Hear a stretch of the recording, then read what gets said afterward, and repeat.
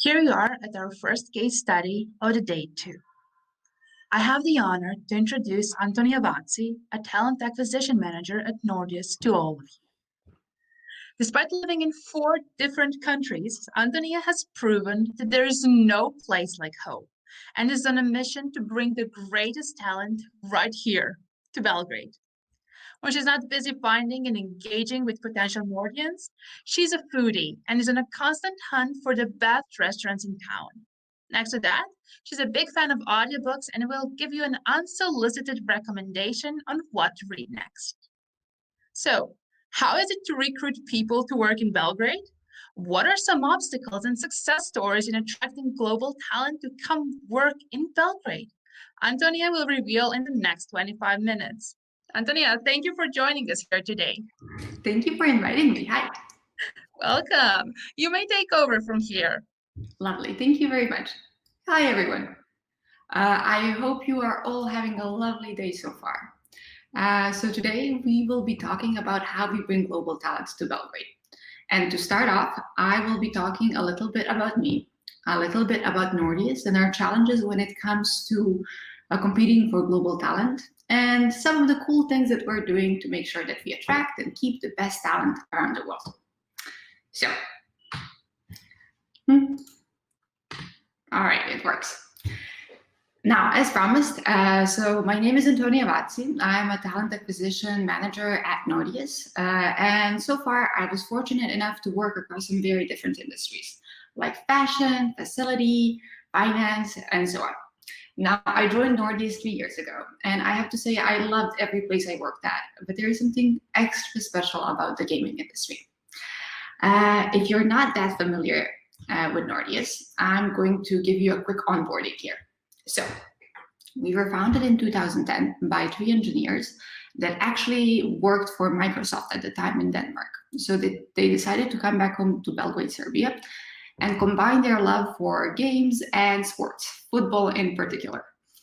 In less than a year, they launched Top 11, and to this day, Top 11 has been played by more than 200 million people around the world. That's huge.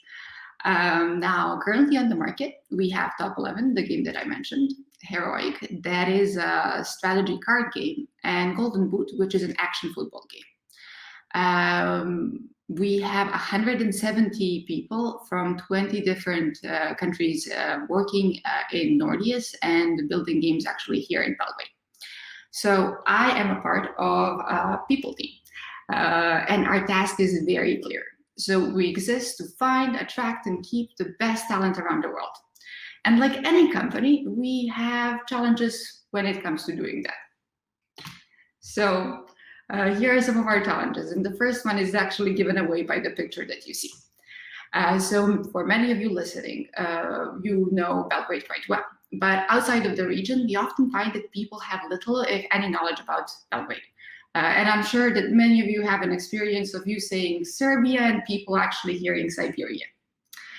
Our second challenge is very mobile gaming industry specific. So you guys all probably remember playing that Nokia Snake game, and that was, believe it or not, a bit more than 10 years ago. And from that point, today you can go to the App Store and download and pick from like millions and millions of games out there. And that's amazing because the industry's like went very, very far away. But it didn't have time to mature, so there's not a lot of experts in the industry, and it gives you a small recruiting pool. And finally, Nordeus is known for one game, and that became a brand in itself. So that can sometimes be difficult when recruiting people. Now, obviously, we all have challenges to overcome when it comes to talent, and yours might be similar or different than Nordeus. The important thing is not to only focus on the challenges, but also to think about the advantages. Now, here are some of our unique advantages. First things first, we are fiercely independent. And this is really important because we are very lucky enough to get to pick our own project and decide what we want to make a priority. Being independent also lets us give a lot of freedom and flexibility to our people. And I have to mention our leadership team. So the leaders at Nordeus are the people that founded Nordeus 10 years ago. And they are they're really, really humble and really, really amazing. And the culture of Nordius is actually modeled after them. So instead of working with these 4 amazing guys, you actually get to go to work with 170 really smart, really creative, and above all, really nice people. We are known for one hit game, but guess what? That game is actually still growing and is making us financially secure, which allows us to do cool things like this. And finally, we are located in Belgrade. And Belgrade is beautiful and friendly and amazing.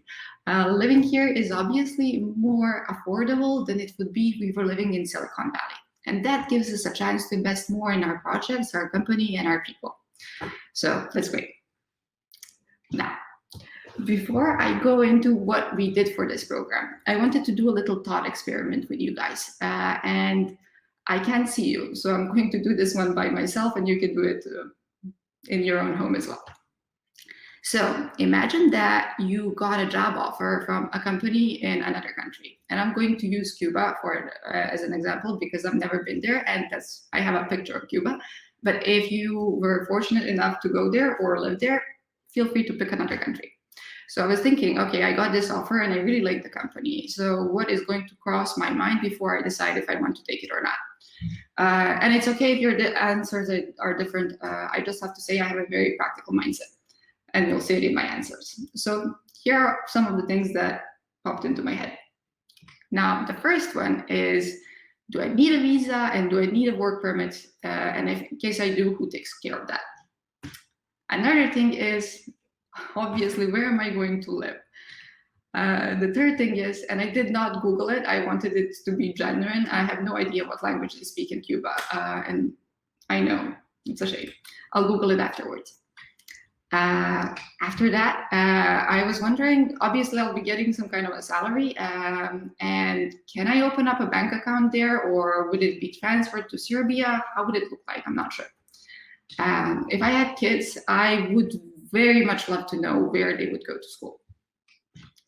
And then finally, and I can go on and on, we live in a crazy world, and I want to know about health insurance and would my family be covered? So we obviously talked to a lot of people about this, and having a lot of different answers in our minds, we started to design the program. Now, what we wanted to do is solve the real issues our people are dealing with, not just copy something our competitors for talent for doing. So here are some of the things that we offer today. First of all, we offer a no headache relocation. And in case it doesn't work out, or it's time to move on, we also cover full repatriation. We help out with finding an apartment or a house our expats would live in. And we also offer support in getting visas, work permits, opening up a bank account, and we offer support when it comes to building community. If our expats have kids, they go to international school because the classes are in English. And we also offer private health insurance for our employees and their families. Basically, you kind of get the idea. We take care of the logistics and we get that out of the way. And once our expat employee starts working, we personalize this approach even more. Now, in the first couple of months, we start cultural onboarding. And for this, we use the Hofstede report, which actually helps you understand what your cultural values are and how they are different from the culture you're coming into. After that, we go through specific situations that are different from your cultural values. And so once they happen, you're not surprised or frustrated, but you actually understand it's a difference in cultural values.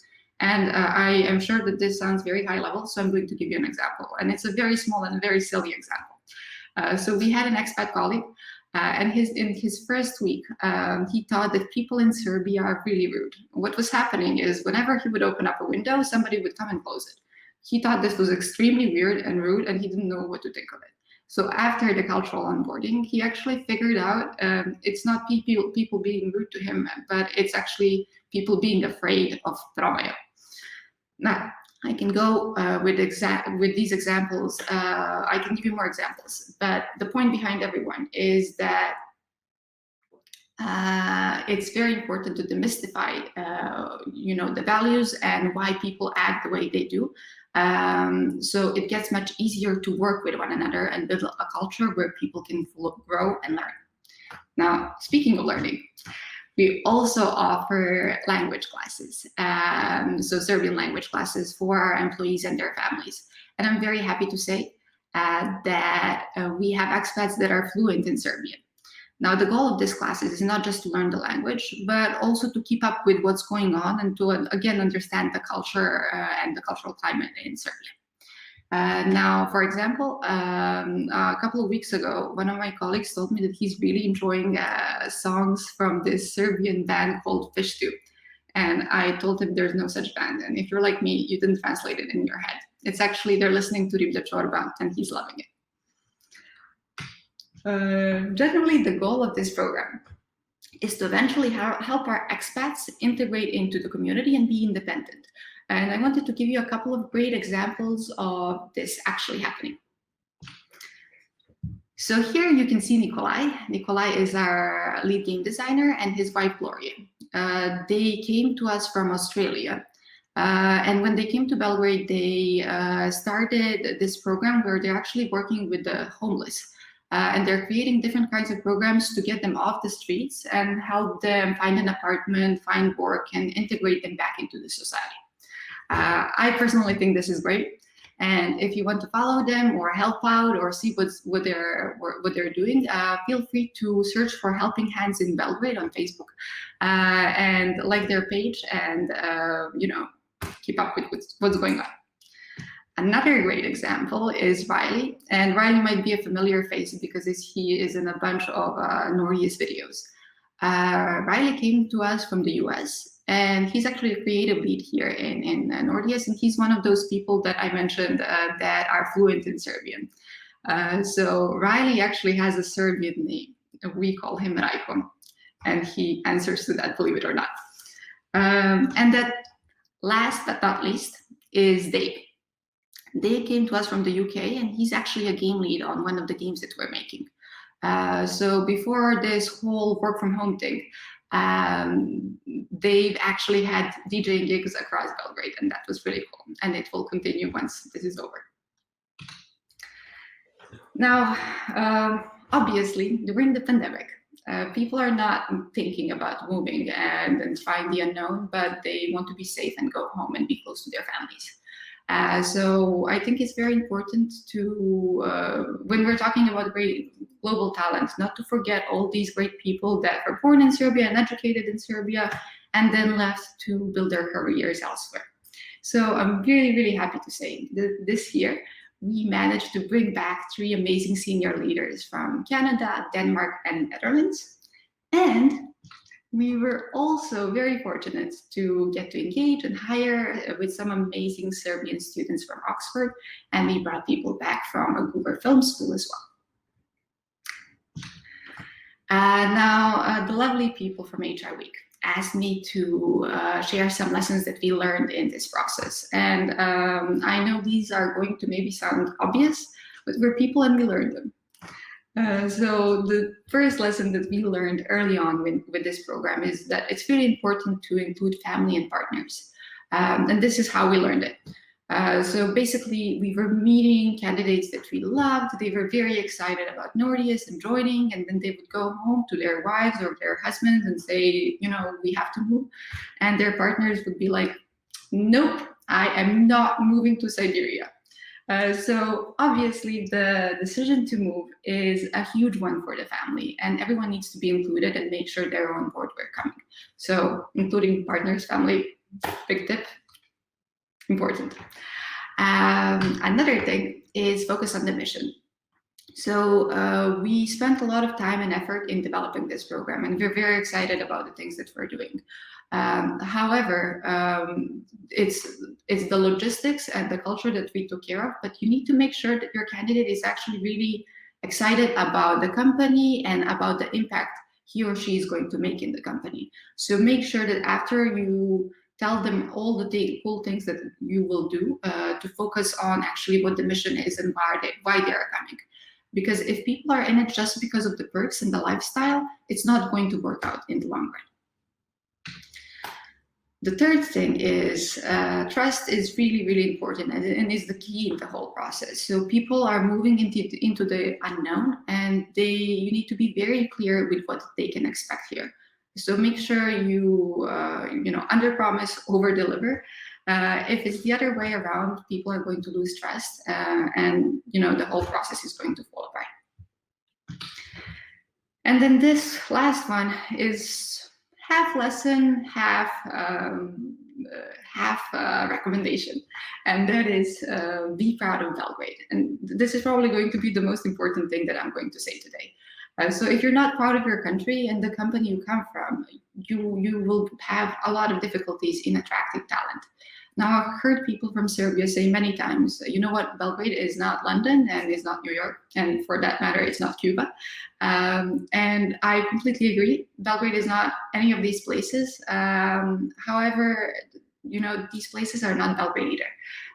Every place has its charms, so be proud of Belgrade and stand by it. To sum up everything I told you so far, here is how we bring global talent to Belgrade. First thing is first, make sure that you design for your people. And now it's very common for companies to implement best practices that they heard or read about. And I'm certainly not saying that you should not follow what's going on in the industry, but just taking something that works somewhere else and putting it, making a program for your people like that, it's not going to work. You don't just take something out of a random game because it works there and put it into your game without thinking about your players and how it would benefit them. So make sure you have in mind that you're designing for your people. Second thing is leverage your strengths. For us, it's the fact that we're financially stable, that we're independent, and that we're small, and this gives us a chance to do some very cool things. But every organization has its strengths. And finally, take risks. So if you don't take any shots, you won't score. Of course, there are types of risks you can take from company to company, and those vary. But everyone can push boundaries in different ways. Now, I'm going to be honest. Over the years, we tried a bunch of things that did not work, but we tried even more that did. So make sure that you're brave. All right. Well, this concludes my presentation.